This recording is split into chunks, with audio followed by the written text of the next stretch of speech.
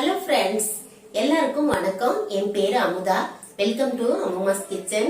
இன்னைக்கு நம்ம பண்ண போறது பாத்தீங்க அப்படின்னா சுரக்காயை வச்சு அடை செய்ய போறோம். இது கூட பாத்தீங்க அப்படின்னா நிறைய கோதுமை சேர்த்துக்க போறோம். கூடயே கொஞ்சம் அரிசியும் சேர்த்துட்டு இன்ஸ்டன்டா பண்ண போறோம். புளிக்க வைக்க வேண்டிய அவசியம் கிடையாது. இந்த அடை பாத்தீங்க அப்படின்னா சாப்பிட்றதுக்கு அவ்வளோ சாஃப்டா நல்ல ருசியா வித்தியாசமா இருக்கும். நம்ம அடைக்கு அரைச்ச மாவுலயே தோசையும் இன்னைக்கு செய்ய போறோம். அது கூடயே பாத்தீங்க அப்படின்னா அடைக்கும் தோசைக்கும் பொருத்தமா இருக்கிற மாதிரி ஒரு கார சட்னியும் செய்ய போறோம். இது எல்லாமே எப்படி செய்யறதுன்னு பாக்குறதுக்கு முன்னாடி நம்ம சேனல் இனிமே நீங்க சப்ஸ்கிரைப் பண்ணல அப்படின்னா சப்ஸ்கிரைப் பண்ணிக்கோங்க. பக்கத்துல இருக்கிற பெல் பட்டனும் ஆல் ஆப்ஷனும் கொடுக்க மறந்துடாதீங்க. அப்படி கொடுத்தாதான் நம்ம வீடியோஸ் தொடர்ந்து கண்டினியூஸா உங்களுக்கு வந்துகிட்டே இருக்கும். வாங்க வீடியோக்குள்ள போய் எப்படி செய்யறதுன்னு பார்க்கலாம். நம்ம செய்ய போற அடைக்காக கோதுமை முதல்ல எடுத்துக்கலாம். கோதுமை பார்த்தீங்க அப்படின்னா நான் ரேஷன்ல வாங்கின கோதுமை நல்லா சுத்தம் பண்ணி எடுத்து வச்சிருக்கேன்.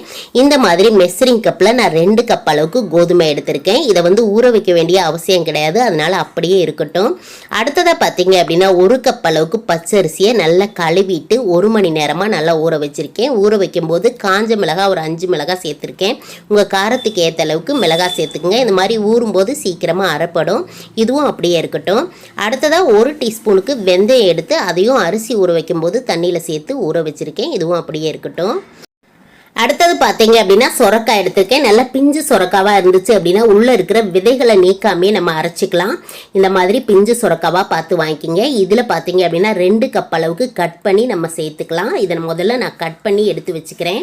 அடுத்ததான் நம்ம அரைச்சிக்க போறோம். அதுக்காக கோதுமை எடுத்திருக்கேன். நல்ல பெரிய பாத்திரத்துக்கு மாத்திட்டு ஒரு 2-3 தடவை நல்லா கழுவி எடுத்துட்டு வந்தாச்சு. நல்ல கழுவுனதுல முதலே அரிசியை ஊற வச்சிருந்தோம் இல்லையா, அதையும் உள்ள சேர்த்துக்கலாம். கூடயே வரமிளகாவும் சேர்த்திருக்கேன். இதை கிரைண்டர்ல சேர்த்துட்டு அரைச்சிக்க போறேன். கிரைண்டர் பார்த்தீங்க அப்படின்னா நல்லா கழுவிட்டு முதல்ல வெந்தயத்தை சேர்த்துக்கலாம். வெந்தயம் கொஞ்சம் அரைப்பட்டதுக்கு அப்புறம் நுரைச்சி வரணுங்கிற அவசியம் கிடையாது. கொஞ்சம் அரைஞ்சதுக்கு அப்புறம் இந்த மிளகாவை சேர்த்துட்டு கூடயே கோதுமையும் அரிசியும் சேர்த்துக்கலாம். அரிசியும் கோதுமையும் இது மாதிரி அரைஞ்சிக்கிட்டு இருக்கும்போது கூடையே பார்த்தீங்க அப்படின்னா நம்ம சொரக்காவையும் நறுக்கி எடுத்து வச்சாச்சு. அது கூடயே இஞ்சி 2 துண்டு எடுத்து வச்சிருக்கேன். இதை அப்படியே கிரைண்டரில் சேர்த்துட்டு அரைக்கிறதுனால அரைச்சிக்கலாம். கிரைண்டரில் சேர்த்தணும் அப்படின்னா ஒரு சில நேரம் அரையாது, அதனால மிக்சியில் சேர்த்து இந்த மாதிரி அரைச்சிருக்கேன். ஒரு 2-3 சுற்றி இந்த மாதிரி 1-2 அரைச்சதுக்கப்புறம் இப்போ கிரைண்டரில் சேர்த்துக்கலாம். மாவு கூடையே சேர்த்துட்டு நல்லா அரைச்சிக்கலாம். இப்போ பார்த்தீங்க அப்படின்னா தண்ணி ஊற்றி நல்லா அரைச்சிருக்கேன். மாவு பாருங்கள் நல்லா அரைப்பட்டுருச்சு. கோதுமை இருக்கிறதுனால உங்களுக்கு நல்லா மையாக அரைச்சது மாதிரி தெரியாது. இந்த மாதிரி தான் இருக்கும். கொஞ்சம் சக்கையாக இருக்கிற மாதிரி இருக்கும். ஆனால் அடைக்கு ரொம்ப நல்லாயிருக்கும். இந்த சமயத்தில் அடை மாவுக்கு தேவையான உப்பையும் உள்ளே சேர்த்துக்கலாம். இப்போ உப்பை சேர்த்துட்டு நல்லா அரைஞ்சிருச்சு. இந்த அளவுக்கு அரைஞ்சா போதும். இப்போ இதை மாவை வலிச்சு எடுத்துக்கலாம்.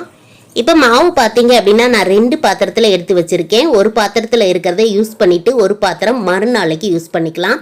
இதை உடனே ஃப்ரிட்ஜில் வச்சிடணும். அப்போ தான் புளிக்காமல் இருக்கும். ஒரே ஒரு நாளைக்கு மட்டும் யூஸ் பண்ணிக்கோங்க, நல்லாயிருக்கும்.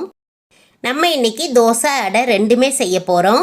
அதுக்காக பார்த்தீங்க அப்படின்னா அடைக்காக நம்ம ஒரு கடாய் வச்சுருக்கோம். கடாய் கொஞ்சம் சூடானதுக்கப்புறம் 2 டீஸ்பூனுக்கு ஆயில் போட்டாச்சு. கூடவே 1/2 டீஸ்பூனுக்கு சீரகம், 1/2 டீஸ்பூனுக்கு கடுகு சேர்த்துருக்கேன். கூடயே 1/2 டீஸ்பூன் உளுந்து சேர்த்துட்டு நல்லா பொரிஞ்சு வந்ததுக்கப்புறம் ஒரு பெரிய வெங்காயம் நல்லா பொடியாக நறுக்கியிருக்கேன். அதை உள்ளே சேர்த்துக்கலாம். கூடவே ஒரே ஒரு பச்சை மிளகாய், இது எல்லாத்தையும் சேர்த்துட்டு நல்லா கலந்து விட்டுடலாம். நல்லா கலந்து விட்டுக்கிட்டே இருக்கும்போது கொஞ்சம் இடையில இந்த மாதிரி உப்பு சேர்த்துக்குங்க. நல்லா வதங்கி வரும். ரொம்ப நல்லா வதங்கணுங்கிற அவசியம் கிடையாது. இந்த அளவுக்கு வதங்கி வரும்போது ஒரே ஒரு தக்காளி உள்ளே இருக்கிற விதையெல்லாம் நீக்கிட்டு பொடியாக நறுக்கியிருக்கேன். அதையும் உள்ளே சேர்த்துக்கலாம். விதையோடு சேர்த்தோம் அப்படின்னா குழைவாயிரும். அதுக்காக தான் விதை நீக்கியிருக்கிறோம்.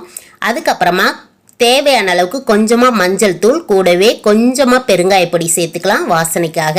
அது கூடவே கருவேப்பிலை நல்லா பொடியாக நறுக்கினது அதையும் சேர்த்து நல்லா கலந்து விட்டு இதை இறக்கிடலாம். இதை பார்த்தீங்க அப்படின்னா நல்லா ஆற விட்டதுக்கப்புறம் தான் நம்ம மாவில் சேர்க்கணும். இது நல்லா ஆறிக்கிட்டு இருக்கட்டும். அதுக்குள்ளே பார்த்தீங்க அப்படின்னா அடைக்கும் தோசைக்கும் சூப்பர் காம்பினேஷனான ஒரு சட்னி பண்ணலாம். அதுக்காக இன்னொரு கடாய் வச்சாச்சு. கடாயில் ஒரு 2 டீஸ்பூனுக்கு ஆயில் போட்டிருக்கேன். கூடவே 2 பல் பூண்டு சேர்த்துக்கலாம். கூடவே ஒரே ஒரு பெரிய வெங்காயம், அது கூடவே வாசனைக்காக கொஞ்சமாக கருவேப்பிலையும் சேர்த்து நல்லா கலந்து விடலாம். வெங்காயம் பாதி அளவுக்கு கண்ணாடி பதத்துக்கு வதங்கினதுக்கப்புறம் இதில் 2 மீடியம் சைஸ் தக்காளியை சேர்த்துட்டு கொஞ்சமாக உப்பு சேர்த்து நல்லா குழைவாக வர வரைக்கும் வதக்கிக்கலாம். தக்காளி வெங்காயம் நல்லா இந்த மாதிரி குழஞ்சு வேகணும். இந்த அளவுக்கு வந்ததுக்கப்புறம் இதில் காரத்துக்காக 1/2 டீஸ்பூன் மிளகாத்தூள் சேர்த்துக்கிறேன். மிளகாத்தூளோட காரம் தான் உங்களுக்கு எவ்வளோ தேவையோ தேவையோ அவ்வளோ சேர்த்துக்குங்க. இப்போ நல்லா கலந்து விட்டாச்சு, பச்சை வாசனையும் போயிடுச்சு. பார்த்தீங்க அப்படின்னா இந்த அளவுக்கு வதங்கியிருக்கு. இதை நல்லா ஆற வச்சு மிக்ஸி ஜாரில் சேர்த்து இந்த மாதிரி அரைச்சி எடுத்தாச்சு. இதை ஒரு பவுலில் சேர்த்துக்கலாம். பவுலில் சேர்த்துனதுக்கப்புறம் இதுக்கு ஒரு தாளிப்பு போட்டுக்கலாம். எப்பவும் போல் எண்ணெய், கடுகு, கருவேப்பிலை சேர்த்துட்டு இந்த மாதிரி தாளித்து உள்ளே சேர்த்தாச்சு. இந்த சட்னிக்கு பார்த்தீங்க அப்படின்னா தண்ணி விடாதீங்க. தண்ணி விடாமல் சாப்பிட்டோம் அப்படின்னா தான் அடைக்கு நல்லாயிருக்கும். அடுத்தது தோசைக்கல் வச்சாச்சு. தோசைக்கல்லில் ஒரே ஒரு சொட்டு ஆயில் போட்டுட்டு நல்லா இது மாதிரி தொடச்சி விட்டுட்டு தோசை ஊற்றிக்கலாம். தோசைக்காக பிளைனாக இருக்கிற மாவு நான் எடுத்துக்கிட்டேன். தண்ணி எதுவும் கலக்கலை. இதில் கொஞ்சமாக மாவு எடுத்து தோசைக்கல்லில் சேர்த்துட்டு நல்லா பரப்பி விட்டுக்கலாம். இது பார்த்தீங்க அப்படின்னா நைஸாக வேணாலும் நீங்கள் ஊற்றிக்கலாம். நான் ஒரு மீடியம் சைஸ் தோசையாக இன்றைக்கி நான் ஊற்றிக்கிறேன். இப்போ இந்த மாதிரி தோசை ஊற்றிட்டு சுற்றிலும் தேவையான அளவுக்கு நல்லெண்ணெய் சேர்த்துக்குங்க. நல்லெண்ணெய் சேர்க்கும்போது ரொம்ப நல்லாயிருக்கும். தோசை எவ்வளோ மெல்லிசா ஊற்றுறோமோ அவ்வளோ மெல்லிசா வரும். ஒரு சைடு நல்லா இந்த மாதிரி வெந்ததும் பாருங்கள் நல்லா தூக்கிட்டு இருக்குது. இந்த மாதிரி சூப்பராக எடுக்க வரும். திருப்பி போட்டு இன்னொரு சைடும் நல்லா இந்த மாதிரி வெந்ததுக்கப்புறம் எடுத்துட வேண்டியதான். தோசை எவ்வளோ சாஃப்டாக இருக்குது பாருங்கள். ரொம்ப ரொம்ப மெல்லிசாவும் ஊற்றிக்கலாம். ரொம்ப சுவையாகவும் இருக்கும். அடுத்ததாக பார்த்தீங்க அப்படின்னா நம்ம அடைக்காக வதக்கி வச்சது நல்லா ஆறிடுச்சு. ஆறி வந்ததுக்கப்புறம் தான் நம்ம மாவில் சேர்க்கணும். இப்போ நல்லா ஆறி வந்ததுக்கப்புறம் இதில் மாவில் சேர்த்தாச்சு. சேர்த்துனதுக்கப்புறம் 2 டேபிள் ஸ்பூனுக்கு துருவின தேங்காய் சேர்த்துக்கலாம். இது ஆப்ஷனல் தான். தேங்காய் சேர்த்தோம் அப்படின்னா டேஸ்ட்டு ரொம்ப நல்லாயிருக்கும். அது கூடயே நல்ல பொடியாக நறுக்கி வச்ச கொத்தமல்லி தலையும் சேர்த்துட்டு நல்லா இந்த மாதிரி கலந்துக்கலாம். நல்லா கலந்ததுக்கப்புறம் அடை மாவு இந்த பக்குவத்தில் இருந்துச்சு அப்படின்னா உங்களுக்கு சரியாக இருக்கும். இப்போ அடையும் சுட்டுக்கலாம்.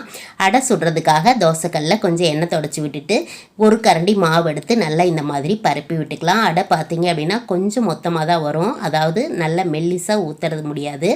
கொஞ்சம் இது திக்காக இருக்கும். நம்ம வதக்கியெல்லாம் சேர்த்துருக்கோம் இல்லையா, அதனால் நல்லா பரப்பி விட்டு இதுக்கு எண்ணெயோ நீங்கள் நெய்யோ சேர்த்துக்கலாம். நான் இன்றைக்கி இதுக்கும் நல்லெண்ணெய் தான் சேர்த்துக்கிறேன். ரொம்ப சுவையாக இருக்கும். கொஞ்சம் எண்ணெய் தாராளமாக விட்டுக்குங்க. அப்போ அடை ரொம்ப ருசியாக இருக்கும். இந்த மாதிரி எண்ணெய் விட்டதுக்கப்புறம் மூடி வச்சுக்கலாம்.